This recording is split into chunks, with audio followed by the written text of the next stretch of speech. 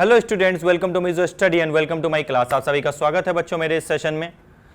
Previous class में मैंने इसके रिगार्डिंग थ्योरीज आपको बता दी थी, जो भी आपके क्वालिटेटिव एनालिसिस, क्वांटिटेटिव एनालिसिस और प्यूरिफिकेशन होता है। आज उस पर कुछ न्यूमेरिकल्स करते हैं। ज़्यादा टफ मैंने न्यूमेरिकल्स तो लिए नहीं है, लेकिन हाँ अच्छे न्यूमेरिकल्स हैं, आपका जो है एक बार प्रैक्टिस हो जाएगी। चलो क्वेश्चन देखो।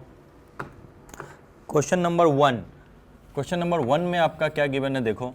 A miscible mixture of benzene, that is C6H6 plus CHCl3, यानी ये आपका क्या है भैया, बेंजीन है और आपका वो क्लोरोफॉर्म है।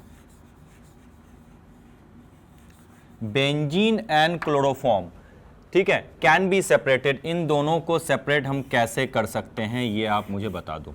Yes, benzene and chloroform can be. आपको पता है इनके बॉइलिंग पॉइंट में काफ़ी ज़्यादा डिफरेंस होता है। There is a difference in the boiling point between benzene and chloroform.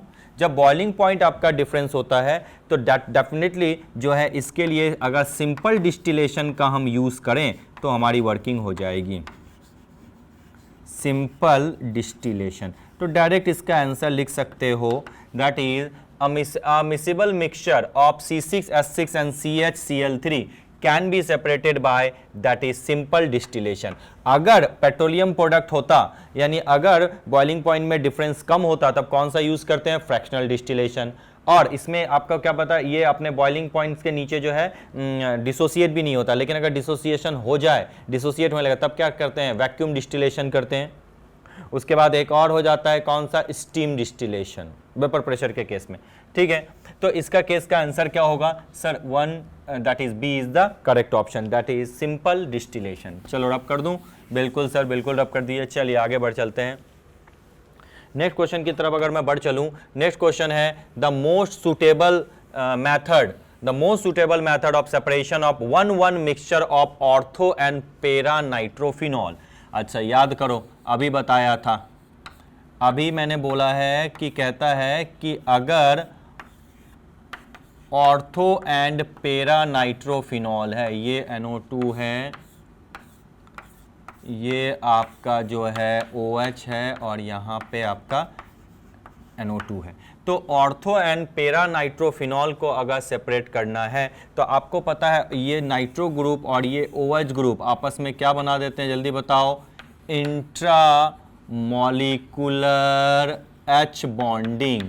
Intramolecular H bonding हमेशा बॉइलिंग पॉइंट को क्या कर देता है, कम कर देता है। तो जो ये ऑर्थोनाइट्रोफिनॉल है ये स्टीम वॉलेटाइल, जल्दी वॉलेटाइल हो जाएगा, ये स्टीम वॉलेटाइल हो जाता है in comparison to para nitrophenol के, जिसके चलते इनको सेपरेट करना काफ़ी आसान हो जाता है by the method we know steam distillation. किस मेथड से दोनों को सेपरेट करना आसान हो जाता है, by the method steam distillation. Steam distillation से इन दोनों को हम लोग सेपरेट कर देते हैं। That is question number 2, C is the correct option. Is it clear? Yes sir. चलो इसको रब कर देते हैं और आगे बढ़ चलते हैं नेक्स्ट क्वेश्चन की तरफ। नेक्स्ट क्वेश्चन है आपका क्वेश्चन नंबर 3।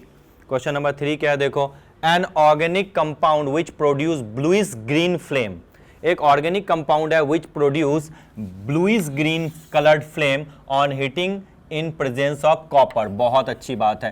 कहता है भैया एक ऑर्गेनिक कंपाउंड जो है वो ब्लूइश ग्रीन कलर्ड फ्लेम देता है। तो वो कंपाउंड डेफिनेटली अगर किसी ऑर्गेनिक कंपाउंड में क्लोरीन है और अगर वो क्लोरीन को हम फ्लेम में हीट करें, heated in flame, the organic compound containing chlorine when heated in a flame in presence of Cu के प्रेजेंस में अगर हम उसको हीट करते हैं बच्चों, तब जो होता है वो कौन सा कलर देता है, ब्लू कलर देता है, ब्लूइश कलर आपका आ जाता है। तो आंसर इसका बहुत आसान है, किसमें आपका क्लोरीन है, chlorobenzene. So answer will be C6H5Cl। This is the answer. Question number 3, A is the correct option, chlorobenzene. Now I'm going to rub this part and let's move to the next question. Next question की तरफ हम लोग move करते हैं। Question number 4 क्या है, question number 4, इस चीज को थोड़ा ध्यान देना। In the Lassaigne test given here, in the Lassaigne test for the detection of nitrogen. Lassaigne test आप जानते हो, मैंने बताया था, बिल्कुल। In the detection of nitrogen in the organic compound, the appearance of blue coloured compound. Sodium extract को आगे further treatment होता है।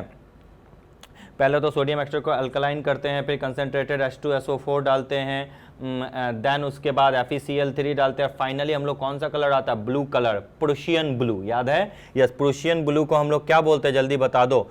Ferric ferrocyanide.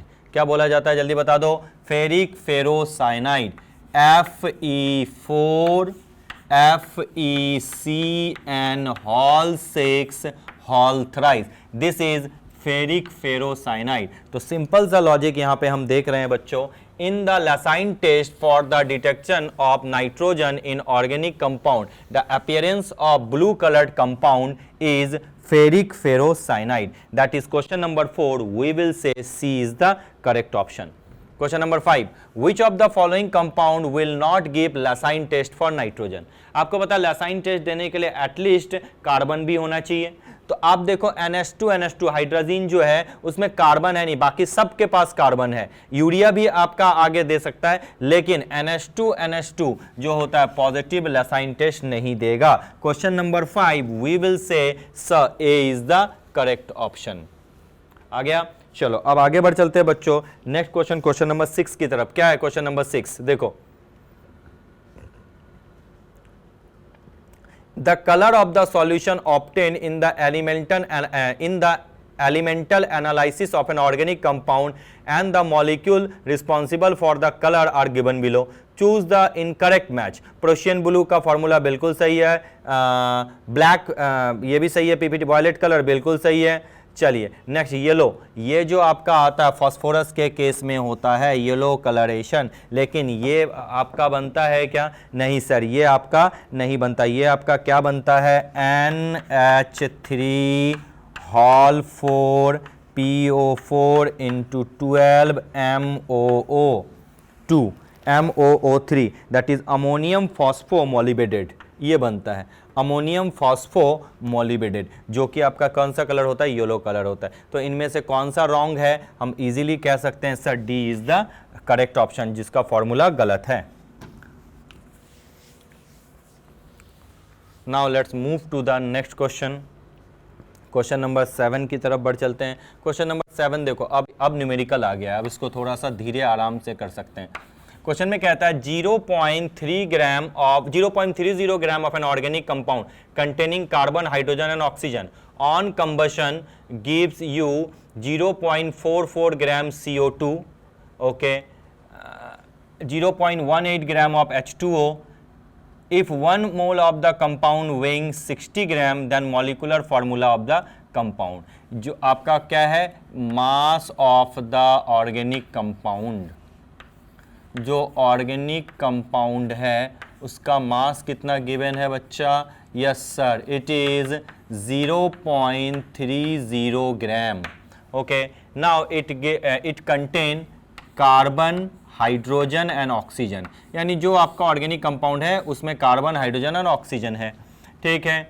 और इसका जो मॉलिक्यूलर वेट है, मॉलिक्यूलर वेट आपका दिया हुआ है 60, तो they are asking the molecular formula आपका क्या हो जाएगा, ठीक है। चलो सबसे पहला कार्बन कितना दिया हुआ है जल्दी बताओ? कार्बन दिया हुआ है 0.44 ग्राम, ओके, और हाइड्रोजन दिया हुआ है 0.18 ग्राम। याद करो मैंने बताया था कॉपर ऑक्साइड मेथड, जिसमें कार्बन और हाइड्रोजन ढूंढते थे, क्या उसमें करते थे जल्दी बता दो? यस सर, उसमें हम लोग सिंपल सा मेथड यूज करते थे, percentage of carbon is equal to 12/44 multiply given mass of carbon and mass of multiply by 100। क्या ये किया था? बिल्कुल। परसेंटेज ऑफ हाइड्रोजन क्या होगा? 18 अपॉन कितना हो जाएगा? H2O का, H2O हाइड्रोजन का कितना होता है? 2/18 मल्टीप्लाई बाय 18 H2O इंटू 0.18, ठीक है। अच्छा H2O में 2 हाइड्रोजन होता है ना, हाँ तो ठीक है, 0.18 डिवाइडेड बाय 0.30 मल्टीप्लाई बाय 100, ये आ गया आपका। चलो ये कट हो सकता है क्या? बिल्कुल सर, बिल्कुल कट हो जाएगा। ये देखो, ये और ये आपका कैंसिल हो गया, और ये जो 100 नीचे आ गया था इसका 44 से, ये और ये कैंसिल हो गया। ठीक है, तो मेरा क्या बच गया? 12/0.30। इसका देखो, ये और ये कैंसिल हो गया, ये पॉइंट इधर आके 100 आ गया, दैट इज़ 2/0.30 आ गया। ये आपका परसेंटेज हो गया।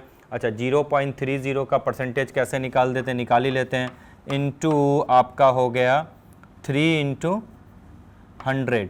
ठीक है, ये ज़ीरो कैंसिल, 3 4 12, यानी ये कितना परसेंट हो गया? 40% हो गया। बहुत अच्छी बात है। चलो ये ऊपर चला गया, ये भी 200 हो गया, ये ज़ीरो कैंसिल, और ये आ जाएगा कितना? 200 ही तो हुआ, बिल्कुल। 20/3 दैट इज़ 3/20, और एक बार अच्छे से देख लो। Yes, 20 that is 3 6 18 and 2 cancel, that is, एक मिनट और एक बार चेक कर लें, 0.30, ठीक है, एंड 20 3 6 18, यानी ये आ जाएगा 6.67%। बहुत अच्छी बात है। जब परसेंटेज आ गया तो आपका काम हो जाएगा। And then percentage of oxygen क्या हो जाएगा? जल्दी बता दो। 100 माइनस 40 प्लस 6.67। ठीक, अब ये आपका हो गया ऑक्सीजन, कितना हो जाएगा? 40 है ना, तो 100 माइनस 46.67, या 7 लिख दो, इसको माइनस कर दो, यानी ये आपका आ जाएगा कितना? करीब करीब 53.33 कर दूँ। 7 3 10, 6 3 9 and 10 एंड 69 and 10 549, 53.33%। अब आ गया। अब तो आप आगे का काम बहुत अच्छे से कर सकते हो।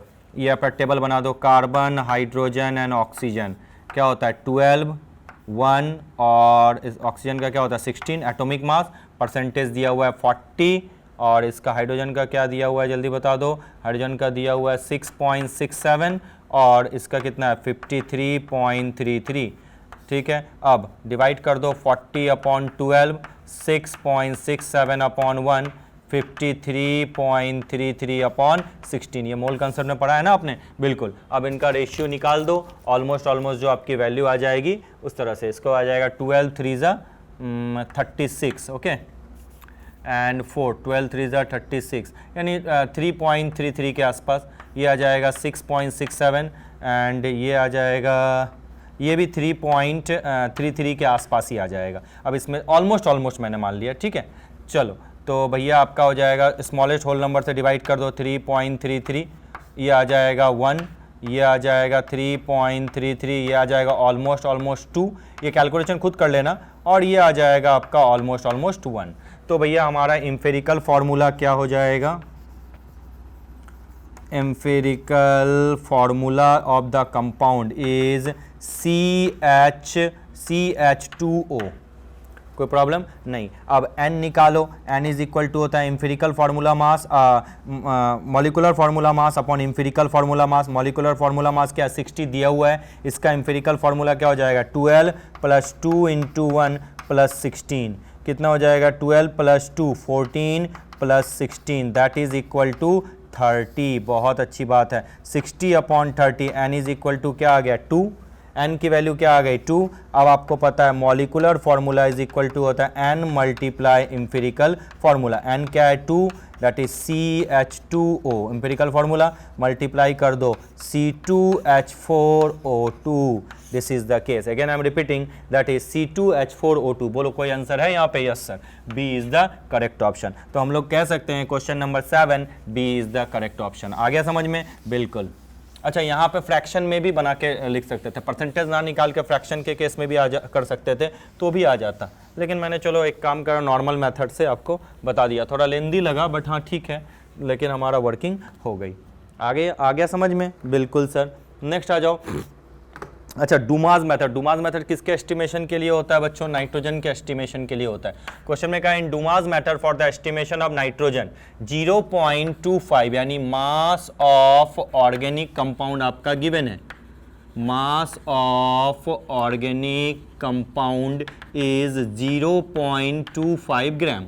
Okay, of an gave 40 ml of nitrogen. अच्छा, मैंने मान लिया कि भैया P1 आपका है 40 ml ऑफ नाइट्रोजन, यानी V1 आपका है 40 ml, ओके, T1 आपका है बच्चों 300 केल्विन, बहुत अच्छी बात है। Temperature and 725 mm pressure, aqueous tension दिया तो P1 क्या हो जाएगा 725 माइनस 25 इज इक्वल टू हो जाएगा 700 mm Hg।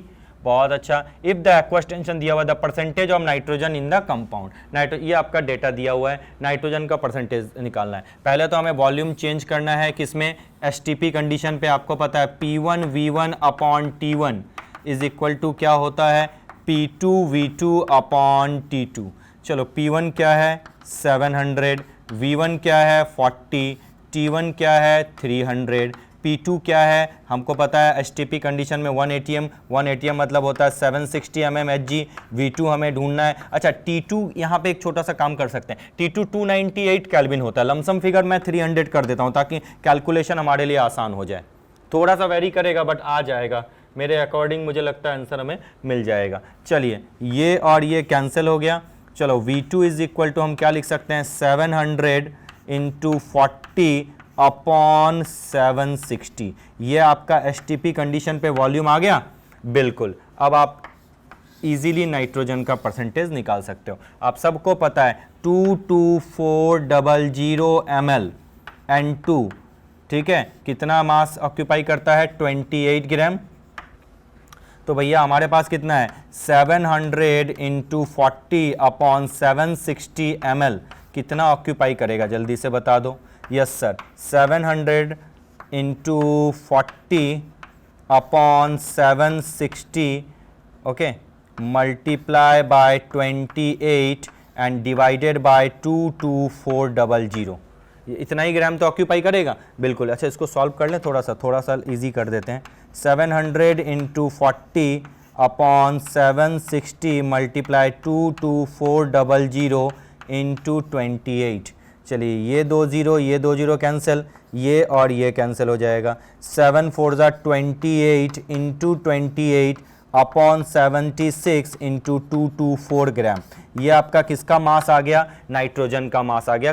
ठीक है, अब परसेंटेज ऑफ नाइट्रोजन क्या होगा, मास ऑफ नाइट्रोजन का मास है 28 into 28 upon 76 into 224 divided by mass of the organic compound 0.25 multiply by 100। अगर आप इसको मल्टीप्लाई कर दो बच्चों, you will get the answer 28 into 28 upon 76 into 224 divided by 0.25 into 100। ये आपका वर्किंग हो जाएगा। कि कोई किसे कट हो सकता है 28 के टाइम्स में 76 जाएगा क्या? नहीं 224 में नहीं, ऑलमोस्ट उसको अपना सॉल्व कर लेना, आंसर आ जाएगा। क्या कोई प्रॉब्लम वाली बात है? नहीं सर, कोई प्रॉब्लम वाली बात नहीं है। तो चलो बहुत अच्छी बात है। इसको अगर हम सॉल्व कर लें, we will get the answer that is almost. अच्छा एक चीज़ और, थोड़ा सा एक चीज़ है। अच्छा, एसटीपी कंडीशन पे मैंने यहाँ 300 कैंसिल कर दिया है, लेकिन इससे थोड़ा मुझे लगता है आंसर वेरी करेगा। एज़ पर द सीट ये थोड़ा आंसर वेरी करेगा। तो बेटर है कि यहाँ पे आप एक काम करो, यहाँ पे आप कट मत करो, यहाँ पे आप जो ना 0 डिग्री सेल्सियस यानी 273 केल्विन लेके ही बढ़ो, नहीं तो पूरा का पूरा आपका जो है ना कैलकुलेशन बिगड़ जाएगा। यानी एनटीपी कंडीशन पे लेके हम 300 केल्विन ना करें। ठीक है, समझ में आ गया क्या बोला मैंने? बिल्कुल। तो उसको 273 केल्विन पे ही आपकी वर्किंग कर लो, नहीं तो पूरा गलत हो जाएगा। ठीक है, चलिए इस पे मैंने वर्क कर लिया, ये और ये कैंसिल। तो अब मैं लिख सकता हूँ that is 7 into 40 into 273, 7 into 40 into 273 divided by 760 into 3 is equal to V2। एक बार देख लूँ, हाँ बिल्कुल, अब कर लो। ठीक है, क्या लिखोगे 22400 ml of nitrogen has mass 28 gram and 7 into 40 into 273 upon 760 into 3। अच्छा, थोड़ा सा और कर दूं कैंसिल इसमें, 3 9 27 एंड 1 ओके ये दिस जीरो कैंसिल, और कुछ कैंसिल हो सकता है क्या? ml of N2 weighing 28 into 7 4 the 28 into 91 divided by 76 into 28 divided by 22400 ग्राम, ये आपका कंप्लीट आ जाएगा। Again I am repeating, 28 into 91 divided by 76 upon 224, ये हो गया। अब आपको पता है परसेंटेज ऑफ नाइट्रोजन अगर ढूंढना है, मास ऑफ नाइट्रोजन क्या आ गया, इसको मॉडिफाइड कर देता हूँ, 28 into 28 upon 91 divided by 76 into 22400 upon 0.25 multiply by 100। I hope so इसको आप अब सॉल्व कर लोगे, और सॉल्व कर लोगे तो ऑलमोस्ट आंसर आ जाएगा 16.76 के आसपास। तो यहाँ पे जो है ना, हम लमसम फिगर मत लेना कहीं, क्योंकि एग्जैक्ट आपका वैल्यू दिया हुआ है तो आंसर वेरी कर जाएगा। तो इस कंडीशन में 273 केल्विन ही आप ले लेना। चलिए रब कर दूं, बिल्कुल एनटीपी कंडीशन या एसटीपी पे ना 0 degree Celsius that is 273 kelvin लेके ही हम लोग आगे बढ़ लेंगे। चलिए बहुत अच्छी बात है, अब आगे बढ़ चलते हैं नेक्स्ट क्वेश्चन की तरफ। नेक्स्ट क्वेश्चन कहता है क्वेश्चन नंबर 9। क्वेश्चन नंबर 9 कहता है in Carius method of estimation of halogen, in Carius method of estimation of halogen 250 gram of organic compound, यानी W mass of organic compound क्या है 250 milligram, यानी 250 into 10 to the power -3 gram of an organic compound gave 141 mg, यानी IGBR का मास कितना है 141 into 10 to the power -3 gram. कोई problem? The percentage of bromine in the compound, direct formula भी लगा सकते हैं और सीधा हम लोग कैलकुलेट करके भी बना सकते हैं। आपको पता है इसका कितना होता है 108 AGBR का मॉलिक्यूलर मास क्या होता है, AGBR का मॉलिक्यूलर मास होता है 108 plus 80 that is 188। Okay 188 gram AGBR, 188 gram AGBR clear, yes, contains 108 gram AG and 80 gram BR। तो BR से कम है तो लिख लो 188 ग्राम AGBR, एक ही तो मोल है that is 80 gram BR। We have mass that is 141 into 10 to the power -3 gram AGBR will contain 141 into 10 to the power -3 multiply 80 divided by 188 gram BR. This is the mass of BR. Yes. Now what is the percentage of BR? That is percentage of BR is equal to mass of BR 141 into 88 into 10 to the power -3 divided by 188 upon the mass of the organic compound, the organic sample 250 into 10 to the power -3 multiply by 100. This is the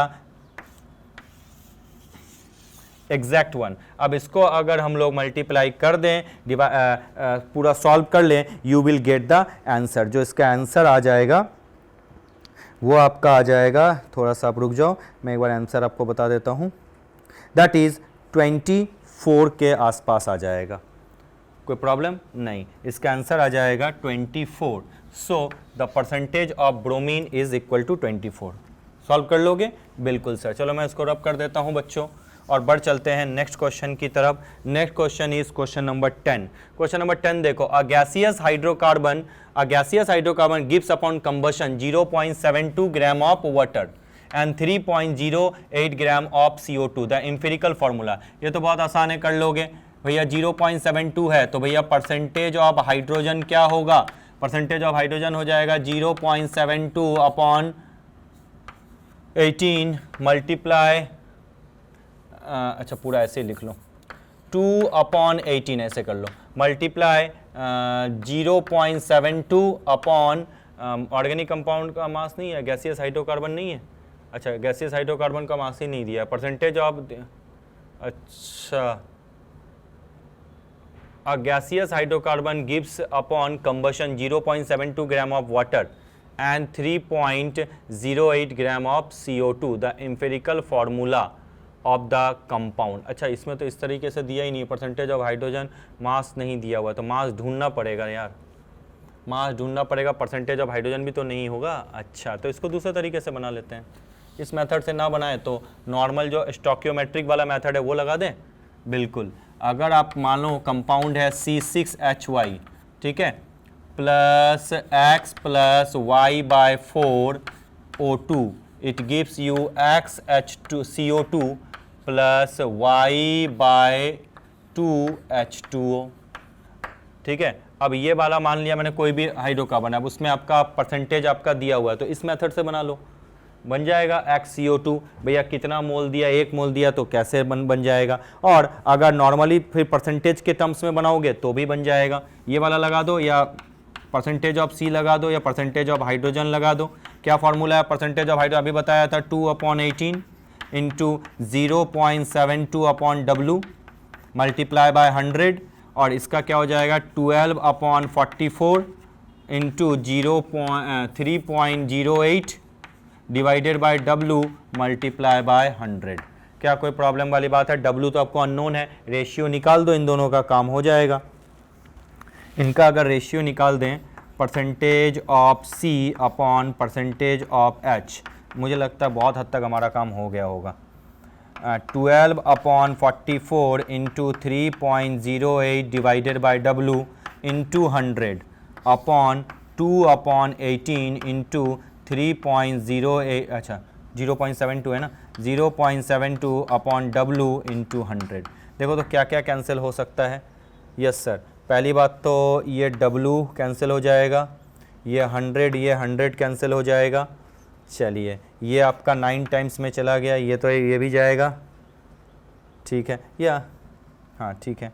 अब इसको divide कर दो आराम से, 12/44 into 3.08, ये सारा ऊपर गया, तो मल्टीप्लाई बाय 9 अपॉन 0.72, ये आपका हो जाएगा 4 टाइम्स में चला जाएगा, 4 2 ज़ा 8, 7 4 ज़ा 28 इंटू 2, ठीक है, ये 4 टाइम्स में चला गया, ठीक है। उसके बाद ये आपका 11 टाइम्स में चला गया। और कुछ हो सकता है क्या, देखो तो, नहीं, और कुछ कैंसिल हो सकता है क्या? नहीं, ऑलमोस्ट तो हो चुका होगा, ऑलमोस्ट। अगर इसको हम डिवाइड कर दें, एक में 12/44 2/18 0.72 3.08 84, हाँ, अगर इसको ऑलमोस्ट सॉल्व कर दो ना, तो मुझे लगता है आपका वर्किंग हो गया होगा। 4 0.72 100 9, हाँ, अब इसको अपना रेशियो में ले आओ, आपका सॉल्व हो जाएगा। और इसको अगर मैं पूरा सॉल्व कर दूं as per the bookish knowledge, इसको पूरा मैं लिख दूं, इसको मैं लिख दूं 2/18 इंटू 0.72 अपॉन W इंटू 100, तो आपका जो डिवाइड होके आ जाएगा दैट इज़ 84/W, और इसका आ जाएगा बच्चों 8/W, W कैंसिल, 84/8। क्या कोई प्रॉब्लम वाली बात है? 84/8 दैट इज़ ऑलमोस्ट आ जाएगा आपका, अच्छा 84 इंटू W, अच्छा रेशियो 1/12 से तो मल्टीप्लाई करना पड़ेगा ना, एक और सॉरी, रेशियो के केस में एक थोड़ा सा और देखना होगा, यहाँ थोड़ा सा मिस्टेक हो गया। Ratio of carbon tends to ratio of hydrogen, that is, इसमें डिवाइड भी तो करना पड़ेगा। Yes, 84/12 multiply 1/12, clear, then tends to 8/W into 1/1, that is answer हो जाएगा 7/8, ये वाला आ गया। नहीं तो ये वाला फार्मूला लगा दो 7/, मैंने सीट के अकॉर्डिंग आपको बता दिया, अदरवाइज इसका फार्मूला, ये वाला फार्मूला ज़्यादा बेटर है, मोल कंसेप्ट लग जाएगा, आपका आ जाएगा। So for question number 10 we will say that is 7/8 is the correct option. Is it clear? चलो बच्चों, अब समय आ चुका है आपसे विदा लेने का, अब इन क्वेश्चनों को प्रैक्टिस करो, time has come, time to say bye bye, thank you so much.